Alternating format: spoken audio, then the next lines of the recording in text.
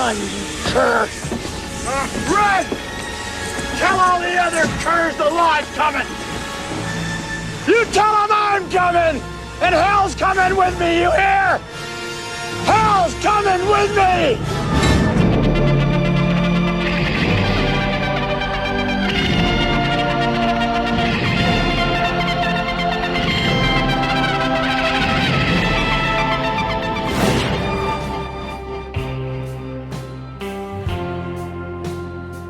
Alright, number 10, last place. I'm gonna have to go with Sheriff Palmer from Armadillo. Now, you meet this guy once in the open world in the epilogue playing as John. The first time you visit Armadillo, you'll come across him being harassed by some Del Lobos, and once you've cleared those guys out, Sheriff Palmer comes up to you and he's like, fuck it, I'm out. I'm bailing. And you know what? I get it. I get that there's a plague. I get it's infested with cholera. Everybody's fled. If they haven't fled, they've got one foot in the grave or have died themselves. There's not really any social structure anymore. All the shops are closed. No economy. No fellow lawmen. No government.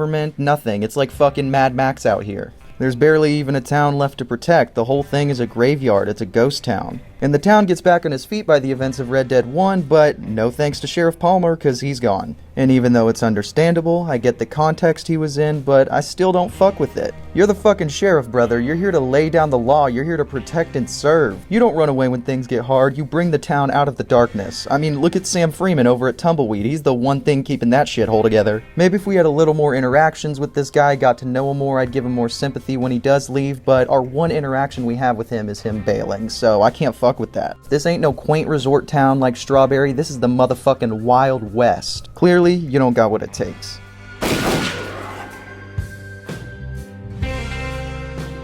Speaking of Strawberry, let's head on over there to talk about our next lawman, Sheriff Hanley. Low-key, this guy could have been number 10. He sucks too, but I really wanted to shit on Sheriff Palmer. You meet this guy once, he's got no sauce, no style, he's boring, I don't fuck with him, I don't fuck with his fit, and then he dies like any other random background NPC. And if I really wanted to be an asshole, I could argue that his incompetence led to Micah getting out of jail, so fuck him for that too. He's just such a nothing character. And I get that all the sheriffs are background NPCs, but you know, give this guy something to do, give him some flavor.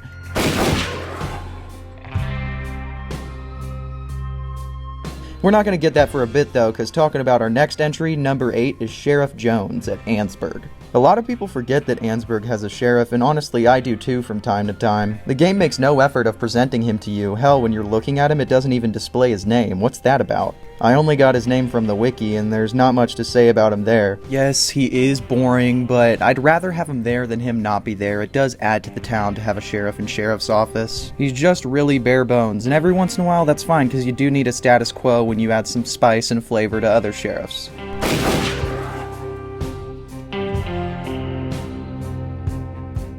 For example, Sheriff Gray, who's really the only one on this list that's a full-fledged character in the story. He plays a large role during Chapter 3. He's our introduction to Rhodes, and he's also, more importantly, our introduction to the feud between the plantation families, being a Gray himself, obviously. I love his outfit. I think it's a super traditional Wild West sheriff look that I dig a lot. I wish he had a hat of some kind, but his mustache definitely makes up for it. That's sick. He sort of gives the vibes of an oaf, not the most competent. You can tell he's only got this position because of the Gray's influence in Rhodes. He has that last name. He does end up dying, but unlike Sheriff Hanley, his death is really cinematic and telegraphed. I like it a lot. He's a good character, but he isn't really likable. He's an antagonist in the story, but even with that, I just don't find myself thinking he's all that cool or skilled. He's kind of a doofus.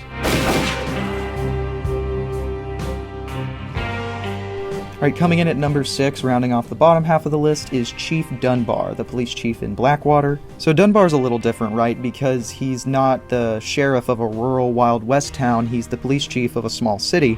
So he's got that whole contemporary thing going for him. The police station's cool, he's got a more modern outfit, like Chief Lambert in Saint Denis, where it's got the traditional, like, police blue, and you're starting to see the beginnings of the hats that we associate with police now, and that sort of uniform design philosophy. So it does feel a lot more contemporary and modern, and also because he's an old guy, he's like an old man, he looks like probably the oldest of all of the entries on this list. There's a certain wisdom and experience there that you can infer. He's got that no-nonsense stoicism that you'd expect him to, so I do think he's pretty cool. I like the guy. He gives off veteran grandpa energy. Okay, so to start off the top half of the list, coming in at number 5 is Sheriff Farley of Strawberry. So So this is the guy that takes the reins after Hanley is killed, and my goodness is it an upgrade. You know, like every sheriff, he's still just a background NPC, but I don't care. This guy's got style. This is what I'm talking about. This is a bona fide Wild West sheriff. The hat is on point. The duster's on point. His demeanor, his attitude is on point. He's got amazing facial hair. Look at those glorious mutton chops. The fringes on the shoulder of his coat are sick. I love this guy. He does the same standard idle animations as any other sheriff. There's nothing really special there, which I guess is keeping him at 5. He whittles away at wood. He stands there and smokes, reads the paper, but that's about it. Nothing special. So he's pretty similar to Jones back in Ansburg, where he's basically vanilla, just a standard status quo sheriff, but maybe it's just because his proximity to his predecessor, Hanley, which sucked so bad. I love this guy. I think he's a really good sheriff. So number 4 is going to be another city police chief, not a rural town sheriff. Chief Lambert of Saint Denis. This guy's a lot of fun. Like Dunbar, him and all the Saint Denis police have that more contemporary blue police officer look that we've gotten used to. But Lambert's just so stylish. He's so classic turn-of-the-century city slicker. He's got a great handlebar mustache and such a New Orleans accent. He's wholly different than any other lawman in terms of attitude. This guy's actually pretty nice. You know, I went in expecting them to make the police of Saint Denis all corrupt, which they are, but this guy doesn't give me bad vibes, really. He's not all grumpy. He isn't super antagonistic towards the player. He's got a lot of spunk. He's just got that sweet New Orleans soul. Number 3, Sheriff Thomas.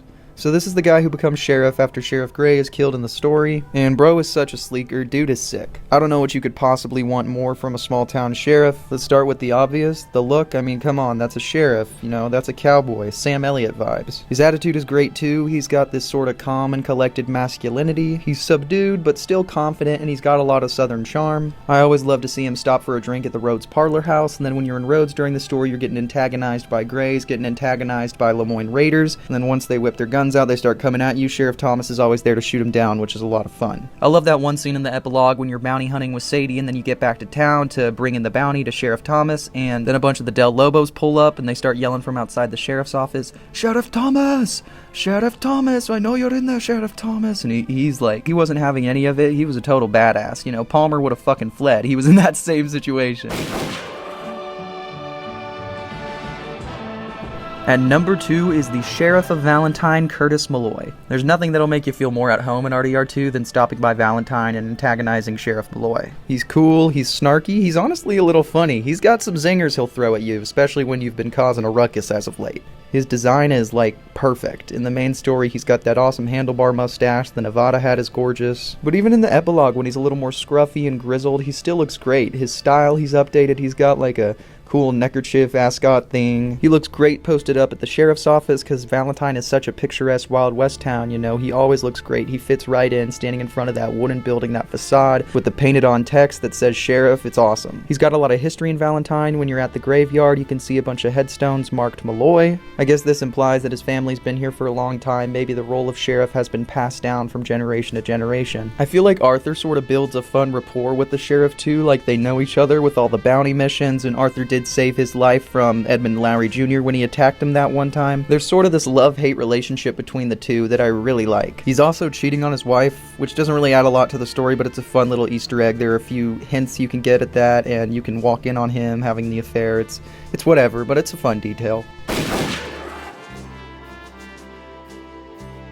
Alright, and number 1, it couldn't have been anybody else. It has got to be Sheriff Sam Freeman of Tumbleweed. This guy is a bona fide badass. He is peak. He's self-righteous and super ruthless. In his mind, he is justice personified. He is judge, jury, and executioner. And you gotta give him some credit. Tumbleweed's on its last leg. It's at the end of civilization. The climate is harsh and unforgiving. The place is surrounded by outlaw gangs. When the deputy brings one of the Del Lobos to the jailhouse, Sheriff Freeman executes him on the spot in front of everybody, then gives this crazy speech about law and order and justice. He's like if the Punisher was a fucking cop. He's super harsh and unforgiving to criminals, but he's effective. It is a dire situation. He also clearly takes inspiration from real-life Western historical lawmen. Obviously, the most iconic would be Bass Reeves, who is an iconic Wild West figure. He was formerly enslaved, he was a Civil War veteran, and he became the first African-American in the Wild West to be a deputy U.S. Marshal, overseeing the Indian territories. He was also known, like Sam Freeman, for his harsh, black-and-white frontier justice. Justice. The two look exactly the same. They're both bald, they got the same mustache, they're both black obviously. Sheriff Freeman's last name, Freeman, obviously tells us that either he was formerly enslaved too, or his father was, maybe his grandpa. I'm also getting some Wyatt Earp vibes from the style and behavior, which makes sense because the mining settlement of Tumbleweed is sort of an early proto-Tombstone. He's just a background character. I don't even know if this guy has a full-on cutscene, but I don't care. He's number 1. Alright cowpokes, that's going to be the end of this video. Sorry it took me so long to get back around to a regular upload. All I can say is thank you so much for watching and stay tuned for more content. Let me know in the comments any video ideas you'd like to see, and remember to subscribe. Have a good day, and I hope you wake up tomorrow.